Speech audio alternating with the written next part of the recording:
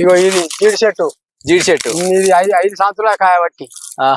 ఈ చెట్టు 5 సంవత్సరాలు అవుతుందా? 5 సంవత్సరాలు అవుతుంది. ఈ విడితోటే మాకు మేము ఉపయోగించుకుంటున్నాం పండ్ల పొలాలతోటి. అయితే కాయలు తినేకాయలు అయితే తినే కాయలే. మన పండు పండు పడుతుంది ఇప్పుడు కాదు, ఇంకా 3 నెలలు కావాలి.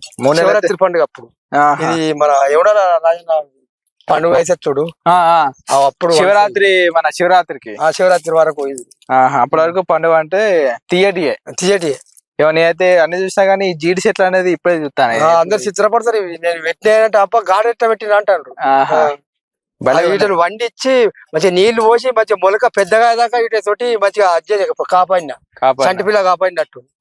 మరి ఇప్పుడు పొలగాని చిన్న పొలగాన్లు కానిపారేతాలు పెరుగుతారా? దాన్ని అట్లా కాపాడిన ఇంత జంగల్లో. ఇప్పుడు వాళ్ళకి ఎంతో ఒప్పుకుంటుందా? అందుకే జనాలు కూడా ఈ కాయను చూసి విచిత్రంగా అనుకుంటారేమో ఈ కాయ వండిస్తాను. మరి ఇన్ని రకాల వండిస్తానా.